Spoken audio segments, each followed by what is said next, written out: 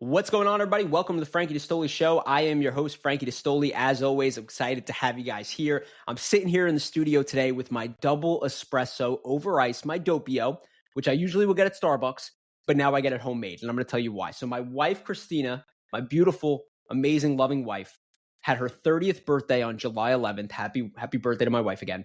And her sister, my sister-in-law, her two sisters, got her an espresso. Now, when I was away in Scottsdale a couple weeks ago, my wife stayed at my in-laws, and she was at her parents' house, and they had an espresso, and she was making these, Nespresso lattes with, whatever it is, pumps or whatever the stuff she puts in there is. And she was like, oh my gosh, like I need this, right? So my plan was, all right, cool. One of my birthday gifts for her, I'm going to get her an espresso. Shout out to my sister-in-laws. They're on top of it even more than I was, and they got it for her even before that. Even her mom got it for her. So when she was opening gifts, she actually opened up 2 Nespressos. But long story short, we have this Nespresso in the house now. And I'm not going to lie. Everybody knows I'm a black iced coffee guy. I'm a double shot of espresso over iced guy. She's gotten me hooked a little bit on these latte things. It's not going to be an everyday occurrence for me. Maybe it'll be a once a week kind of treat for me. If it even gets to that point, I might get a little tired of it after, a week or so. But one thing that it does have is it's got the double espresso pods, and she whipped up a beautiful double espresso for me. I put it in the fridge, let it chill for about 10 minutes, put about 7 ice cubes in a mason jar, poured it over top. And if you're watching on the video here, you see I got my double espresso. If you're not watching, you can hear it. I got my double espresso over ice, and it's beautiful. It really is. I'm not spending, $5 at Starbucks for a double espresso. I get it homemade, and even better, it's made with love. My wife makes it for me. There's nothing better. So happy birthday to my wife, of course. And I'm excited. We got an espresso in the house. Keurig's in the basement. We'll pull it out when we have company over and everybody wants some coffee before they're leaving. But besides that, the Nespresso is here. It's here to stay. The pods got delivered. More pods got delivered yesterday. And I'm on the Nespresso train. I think I might never spend another dollar at Starbucks. I'm going to try my best. My team meetings are at Starbucks, so those are going to be a little hard. But just, spending $5 on that, spending $7 for a coffee, I'm just like, this is absurd. Now, Bernadette loves cake pops, so maybe I'll make my way back over there for that. But all in all, we got the Nespresso. And let me say, it was an awesome weekend. Friday was Christina's birthday, and then Saturday and Sunday we had my cousin Joey. He got married to his beautiful bride Serafina. We were at Nanina's in the park on Sunday this week for the wedding. It was absolutely beautiful. That was my first time at Nanina's. My sister Tara, she got married at Park Chateau, which are unbelievable venues in New Jersey. But Nanina's was really, really beautiful. The grounds are beautiful. The inside, the ballroom in there, honestly, I think it might be one of the nicest ballrooms I've ever been in for sure. And the food was just absurd. It was top tier. The cocktail hour was great. They got, the full cut lobsters, the sushi, the steaks. They're doing the pizzas, the coal-fired pizzas. The cocktail hour was awesome. And the steak for the dinner, which I feel like in most venues is a miss. It was really, really awesome. So Nanina's in the park, absolutely hit it out of the park, literally. And for anybody to know, my wife and I, we got married at the Gramercy, which is also a place in Jersey. In my opinion, the Gramercy had the best cocktail hour ever. And I understand, I got married there, so I'm going to be a little bit biased. But everybody that came to our wedding, that's what they were saying. They were saying that was the best cocktail hour I ever had. So Nanina's in the park, absolutely, absurd, amazing venue, amazing wedding. But the Gramercy also is where my wife and I got married, and I absolutely love it over there too. Phenomenal cocktail hour, great service. But we had this beautiful wedding. And like I said, food was great. Music was awesome. DJ absolutely crushed it. They had a little drummer guy that was ripping it in the middle of the dance floor. They had the air gun. They were shooting the air gun out and stuff like that. It was crazy. Great mix between, different music. Really, really awesome time. And again, I'm just so happy for my cousin Joe. He's like a brother to me. And as I said in my little speech to him, is I've always looked up to him, and I've always wanted to be like him. It's one of those, and some people might relate to this. You have a cousin or a brother or something like that, and it's they're wearing Echo. For anybody that remembers that brand, I need to be wearing Echo, right? So, maybe it wasn't immediately that I was getting Echo, but about 4 years later, when I was able to fit in Joey's clothes, I got the Echo. And, things like that. I remember I'd, go visit him in Brooklyn, And like, he would have certain things that he was saying, like he would use like slang. Like one thing that he would say is like boy, like that was always like a thing, like, oh, what's up, boy. And then I come back to Jackson, New Jersey, and I'm saying that, and everybody's looking at me like I got three heads. Like, what are you talking about? But it was just that, right? I wanted to be exactly like him. Even now, my home gym, it's all of his old weights. Like, that's what it was. That's kind of the relationship that we had. So it's really awesome to see. And also, one thing is, I sponsored him, not this past year, but the year prior. I sponsored him as he entered into the Catholic Church. I was his sponsor, which is still to this day one of the greatest honors I've ever had. So watching him get married to his bride, Serafina, who is an amazing person. She's a business owner too. She owns Fina's Farmhouse in Staten Island. Quick shout out to Fina's Farmhouse. But she's awesome. I see the true love between them. They're a faith-based family. They're going to, grow into a beautiful family, and I wish them absolutely nothing but the best. And one thing that I was really lucky to do and blessed to do was I was able to, say a little prayer before we entered into the main course, into the meal. And, today, this episode, when I was reflecting, kind of thinking about what I want to talk about, I'm talking about passion and purpose. And when I was saying in the prayer is, for the wedding, it was beautiful. And there was obviously so much love, and there's a lot of laughter, and there's a lot of excitement. And I think 99% of people that go in and get married, like, they think that that's what marriage is. Like, oh, it's going to be great. We're going to be able to live together if we weren't already living together. I know it's majority of couples at this point, but we're going to be able to live together. We're going on a great honeymoon. Like, we're going to have kids. Like, we're going to be able to do all this stuff together. Like, it's a lot of that feeling. And it's amazing. That's how it should feel. And I think in today's society, unfortunately, it's actually not even that much anymore, because a lot of people, like I mentioned, they are doing a lot of those things already. They're living together, they're taking trips, and to each their own in regards to how you kind of go about your life there. But a lot of that excitement and joy of getting married, it's not necessarily the same as maybe it was kind of in our parents' generation, when they didn't live together, they didn't travel together. They weren't even able to talk to each other every day because there wasn't like phones and stuff like that. So it's like, now you're getting married, and now it's like an overflow of all of that stuff. Whereas like in today's world, a lot of it is kind of just the same. It's like, all right, cool, I got married. I'm in the same exact position that I was when I wasn't married, And I think this is something that was a little bit different for me, and something that I really enjoyed is like Christina and I, we didn't live together before marriage. We couldn't travel together. Her family's very devout, strict Catholic household, and I respect it. That's exactly how I'm going to be running, my family as well. But when we got married, it was a total 180 lifestyle. Like, we, had bought a house just before that. We weren't living together in the house. We moved into the house right after the next day after we stayed in the hotel, we went to, the house. We went on a honeymoon together. That was our first, actual flying on a plane trip together. Things like that. And it's really exciting, and it's really fun. And again, all that to say is the wedding, it was unbelievable. It was beautiful. And there is a lot of that excitement, as there should be. But what I was saying in my prayer is, although you're very passionate, and that's the word we're going to be using today, right? Passion is really high emotion. That's what you think of, right? Passion is this great pursuit with a lot of energy, with a lot of commitment, right? And obviously marriage is a commitment. You're very passionate. But the word passion is actually derived from a Latin word passio. I might not be pronouncing that correctly, which actually means suffering. And the way that I look at marriage is the exact way that I look at what Christ did for us, what Jesus Christ did for us, right? And if you're familiar with this, the passion is when Jesus died on a cross, right? And if you're not, and you might be like me, I was kind of thinking about this, is like, well, why is it called the passion, right? Because passion is like, it's a good thing. Like, you're passionate about these things, right? And we're going to talk all about this in the episode. I'm passionate about buying real estate. Like, that's, what I pursue. So why is it called the passion? Well, it's because in that word passion is derived suffering. And when you're extremely passionate, you will endure suffering for what you're passionate about. And when you look at marriage, the purpose of marriage, right? And the difference between passion, again, passion is that high energy, it's that pursuit, it's that commitment, it's the things that really get you going, you're enthusiastic about it. Purpose is the reason for being, or the reason that something is created. So again, we look at Christ, we look at how he's passionate about us. Obviously, he has this insane, insurmountable, unmeasurable love for us. Passion also endures suffering. And then purpose is what's being fulfilled. So Jesus's purpose was to die on a cross for our salvation, to carry the weight of the sins, and to save the world.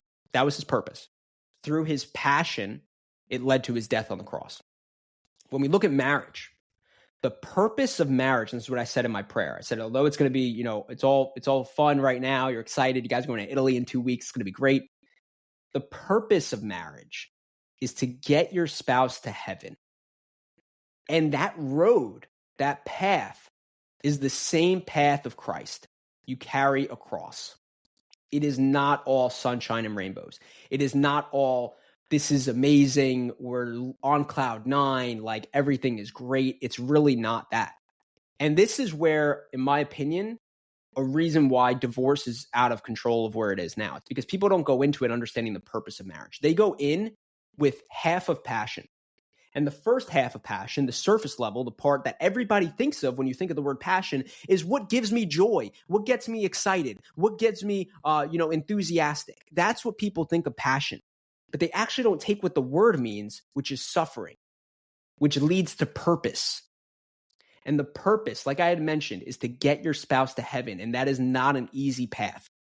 What does that require? What does it look like to be on the pursuit to get your spouse to heaven? It looks like suffering. It looks like self-denial. It looks like perseverance. It's patience. It's humility. It's all of these things that don't revolve around you. And that's the bottom line when it comes to marriage, and which we're going to talk about more so in regards to purpose. It's not about you. It's about accomplishing the task. And that's, again, we could look right back at Christ on this, right? When Christ was getting absolutely just destroyed, right? Let's look through the 5 sorrowful mysteries to go through this, right? The agony in the garden. He is being tempted by the devil. He's literally sweating blood. That's the type of stress and pressure that he's feeling. He's asking God to let this cup pass from him. However, he's being obedient and he's giving himself over to his Father. Then you look at the scourging, right? He gets condemned. Pilate sends him to be scourged. He's getting absolutely brutally whipped. If you've never seen the movie The Passion, directed by Mel Gibson, Jim Caviezel's in it, I highly recommend watching it. It's going to totally change your perspective on Christ and his love for us, honestly. He's getting absolutely just slaughtered by whips, right? And it's so brutal, insanely brutal. He then goes and he gets crowned with thorns, where they're slamming the crown of thorns into his head so much that it's penetrating into his brain. He's then carrying the cross up a mountain, Mount Calvary. He's carrying the cross. He's being spit at, cursed at, mocked. He's watching his own mother, our Blessed Mother Mary, crying, missing him, wanting him back. Then he gets nailed on a cross. He gets mocked. And he says, if you are really the Son of God, they say, if you're really the Son of God, take yourself down from that cross. And he doesn't do it. He doesn't do it. Because if he does that, it completely wrecks the purpose. So he embraces the suffering because of how much he loves us, and then dies on the cross for us. And although in marriage, God willing, you might not be scourged, right? You might not have a crown of thorns put on your head. You might not have to carry a physical cross, but there is suffering. And you are called to embrace that suffering for your spouse. That's what marriage is about. That's the purpose, right? This is what it entails. If the purpose is getting your spouse to heaven, this is what comes with it. And you need to accept that. And again, this is where I think there's just that huge disconnect. That disconnect between what people think. And unfortunately, it's not even so much on them. It's the world that we live in. We live in a world of self-gratification. That's it. We live in a world of instant gratification is maybe even the better way to put it, because it's like, oh, I want food. I'm going to DoorDash it right now. Oh, I want, this thing for my, living room. I'm going to Amazon Prime it right now. Oh, I can't get it today. This sucks. I got to wait till tomorrow to get this.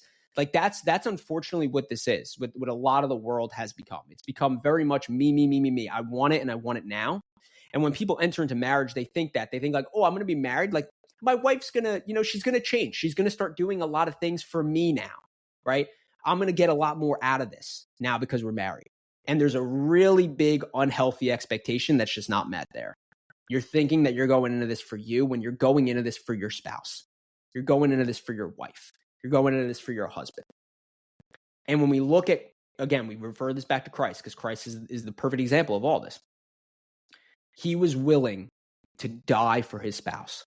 And that is what we are called to do. Now, does it have to be die on a cross? Does it have to be jump in front of a bullet? No, although you should be ready to do that for sure. But it's die to yourself. In the little moments, right? Little, it sounds like really, really minute and little, but like the little moment of like, all right, like, my wife, Christina, like she wants pizza tonight. I want sushi. I'm not going to put up a huge fight. Like, let's go with the pizza. It's little things like that. And then the big things, right? The things that she's truly uncomfortable with. And maybe for me, I want to do that, but I'm going to pull back and I'm going to die to myself. And she is responsible for doing the same thing. It's a two-way street, right? We both carry the cross in that situation. And that is what drives a healthy marriage. That is how passion leads to purpose. But you need to know the purpose. You need to know the purpose. If you don't know the purpose, the passion is not going to endure the suffering. That's the difference. And again, we're looking at passion in two tiers here. We're looking at it from a surface level, and we're looking at it from a deeper, under the ground level, which is actually where the word comes from, passio, which I might be pronouncing it wrong in Latin, but passio means suffering, and it all leads to purpose, right? So that's a good way to kind of understand this in regards to marriage, but in regards to everything, right? And now let's talk about the latter portion of this. Let me just have a sip of my doppio. So what are you passionate about? And I see a lot of people, a lot of influencers on Instagram or whatever it is, YouTube and stuff like that, where they're like, chase your passion. I agree with that. I'm not taking away from that, right? I'm not saying, and trust me, everybody knows, I'm not saying sit in a cubicle from 9 to 5 and kill yourself mentally every single day, right? I'm absolutely not saying that. Everybody knows me. I left my job with basically nothing in my savings account to chase my passion, which was to buy real estate. But here's a little reality of all this. I did that, right? So I remember my first house that Christina and I bought before we moved in, my house hack duplex, bought that in September of 2022. I was over the moon to buy that house. I was so excited to get the renovation going. It wasn't the smoothest process, but it worked out great. And I was working my job and I wanted out of that. And, I ended up leaving to pursue real estate investing full time, and I started buying houses. I remember my partner, Steve, and I, when we got into this, we started buying our first few houses. And we bought our first house in April of 2024 together. It was our first BRRRR deal. And I remember vividly a deal that we closed in September. And I remember closing that deal and being miserable closing that deal. And the realities are, I love buying real estate. Like, I'm definitely passionate about it, but it's not insane passion. It's not like I'm like up at night, like, oh my gosh, like I need to buy that next deal, or I got to get that next contract. Like, I'm losing my mind. I'm so excited for it, right? That's really not what it is. And I think when a lot of people say, again, chase your passion, yes, they're coming from a good place, but you need to couple that passion with purpose. And this is why I preach a lot on really vision and understanding, not just, the next, 6 months to a year, but what's your 3-year plan? What's your 5-year plan? What's your 10-year, goal or plan or target, however you want to preface it? Because you need to understand the purpose behind it, right? So when we closed that deal in September, I didn't feel good about it because it's been an absolute mess the past couple of months, getting every other deal that we closed in order. There was a lot of, there's a big learning curve when it comes to doing BRRRR for the first time. There's a lot of mistakes being made. There's a lot of balls up in the air. There's a lot of people that you're trying to maybe bring on to help things out. There's just so much going on. And the passion started to dwindle a little. And I was like, man, like this isn't as fun as like it was when we bought our first deal, 5 months ago or 6 months ago, whatever it was, right? That passion started to dwindle. But what's the purpose, right? Why do I buy real estate? My purpose in buying real estate is to build generational wealth. That's ultimately the purpose, right? I'm buying real estate for a few reasons. A, the biggest one, the long-term one, is generational wealth, to pass this stuff down to my children. Because as a father, that is your job. As a father, it is your job to provide for your family, to protect them, and to lead them. You provide them in corporal and in spiritual ways, right? And corporal, this is an example of corporal, giving them properties as something that I pass down to them. Spiritual providing is giving them the sacraments, getting them baptized, bringing them to mass, teaching them how to pray the rosary, teaching them to love Jesus, teaching them to love Mary, all those things, right? Those are all things that you provide as a father, as a parent, just in general, right? Whether you're a mom or a dad, you're providing those things. So when you look at my experience with buying real estate and when that passion started to dwindle, the purpose is what geared back up. the purpose of, well, why am I doing this? I'm buying real estate to build generational wealth, to provide for my kids, to build a better life for myself and my wife and my children, so that we might be able to enjoy the fruits of our labor. We might be able to enjoy the things that Christ has given us on this earth. We might be able to give back to charities and to our church. We might be able to do all these things. That is the purpose that's rooted in there. And then when you couple that with some other stuff on my personal end, I love coaching. I love training. I love teaching people to do things. That was from my very beginning. I started teaching karate at 16. That love for passing down education, for watching someone grow, that never left me. That's always been in me. It will always be in me. So you couple that into my purpose of teaching other people, and that's what's now coming about, right? And then you take it even a step further, how I started Rosary and Real Estate, where I teach people to build generational wealth, and couple that with spiritual poverty, which is being able to detach from the generational wealth that you're building. That's where my purpose is. So again, to bring this all kind of into a fold here, when you chase your passion, it's really good. It's good to chase your passion, right? If you're working a job right now and you're not passionate about it, and you say to yourself, well, what am I passionate about, right? Well, maybe you're passionate about, I'm trying to think of something here. Maybe you're passionate about writing, right? You want to be a writer. You want to be an author. And right now your job is an engineer, or, you're working as an administrative officer or something like that, right? And you don't have the time to do it. You need to fill that passion. But what you also need to understand, again, in that passion, is there's that high energy. There's that commitment. You're super passionate about it. You're going in for it. You're taking it. But you need to be prepared for the suffering. And in order to be prepared for the suffering, you need to understand the purpose. And that's what it all boils down to. So if you are thinking to yourself, like, I'm doing something that I'm not passionate about, and I want to get into what I'm passionate about. Number one, you need to understand what you're passionate for. And a lot of times this comes with trying things, guys. Like, that's the bottom line. Like, if you think you're passionate about something and you start to do it and it's not what you thought it was, that's okay, right? And even when you're coupled with your purpose, like, it might maybe lead to your purpose, but you might realize that there's other ways to still get to that purpose and to do something that you're more passionate about, right? So you got to test these things, right? I wouldn't know that I loved investing in real estate unless I tried it, right? I could be sitting here right now still in medical device sales like I was when I was 24 years old, and constantly be saying to myself, I think I'm passionate about real estate. You know what? I am passionate about real estate. Let me jump into it. Haven't done anything about real estate. And then all of a sudden I realize I'm not passionate about this, right? So you're going to have to try some things out. But once you find what you're passionate about, you need to, in my opinion, and again, I know a lot of people are saying chase your passion, and like I said, I'm in agreement with that. But before you jump into it full time, you need to outline the purpose. You need to outline the purpose, because, again, there's the two tiers to passion. You're going to jump into it. You're going to be passionate about it. But you have to understand you're going to hit a suffering point. You're going to hit a suffering point. And if you don't have your purpose outlined, it's going to be very hard to get through that suffering, and you're going to abandon it. You're going to abandon it. You're going to jump back to doing what you were doing before, and you're going to be miserable, because you're going to say, I left what I loved doing, and now I'm doing something that I don't enjoy. And you're either going to be miserable, or you're going to look back and be like, you know what? Yeah, I shouldn't have done that. And neither of those are good. So you need to outline the purpose. In order to pursue that passion, you need to outline the purpose. And again, just bringing it back to myself right now. Here we are, recording this July 15th. I'm over 30 units now in real estate. I think it's like 28 or 29 houses. I got to look. I'm not totally sure. There is trouble at every turn, truthfully. There's just problems every time, right? It's like when Biggie Smalls said, more money, more problems. In real estate, it's like more houses, more problems. Like, that's what comes with it, right? So you got to just accept that for what it is. But, I went from, 5 houses, 1 bad tenant.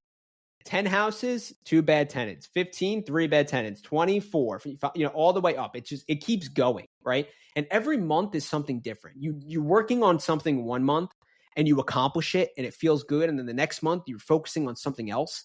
And then because you're focusing so much on something else, everything that you've built the prior month starts to shake a little bit. And this is the life of an entrepreneur. This is just part of it, and you accept it. And again, if I didn't have such definitive purpose, I wouldn't want to keep going, right? And there's been my partner, Steve, and I talk to him, we ask about it. Like, every single month, there's been hard combos that we've had where we're like, man, like, this is tough.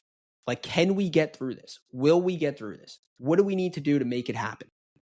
And it's, when you jump into something head first, you think that yeah, probably I'll have maybe 4 to 6 months of some hardships and then it'll turn. It's never like that.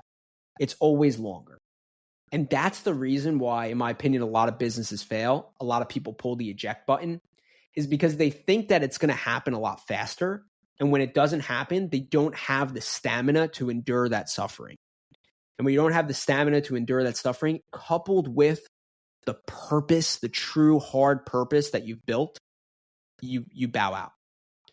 But when you go through it and you understand there's a lot of hardships, it's taken a lot longer. Yeah, it's taken longer than we wanted, but you know the purpose and you continue to push through, then you're able to fulfill the second part of the word passion, what it's actually derived from, which means suffering, and you're able to achieve the purpose. So all that to say, chase your passion, but prepare for suffering and know your purpose. And if you do that, you're going to continue to fight the good fight. You're going to push through. You're going to get to where you want to go. It might not be immediately, right? And my boy Steve sends me these all the time on Instagram. He sends me these little Instagram things. Every time I get a DM from Steve, it's always like motivation .mindset or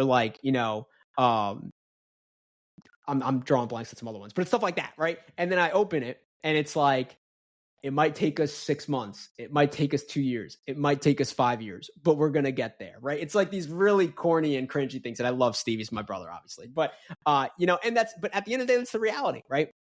And those posts, although they're kind of corny and, cheeky or whatever you want to call them, there's truth to them. There's truth to them. If you really are if you're passionate to the point of suffering and you know your purpose, yeah, it's going to take time. But if you continue to push through, you're going to get there. And again, when I look at Rosary and real estate, that's a big part of my purpose, right? Yeah, buying houses is great. I love buying houses. I love renovating them. I love putting tenants in them and the tenants actually treating them like nice houses and they love them and they, treat them like home and they're appreciative of it. I love all of that stuff. But what my true purpose is building that generational wealth and also passing down not just generational wealth to my kids, but spiritual poverty, generational faith, and giving back to my community in any way that I can. That's the purpose, and that's what gets me through the tough times. So all that to say, chase your passion, like I said, accept the suffering, know your purpose. Pray the rosary, buy real estate. Appreciate you guys listening. We've got a lot of great stuff coming out.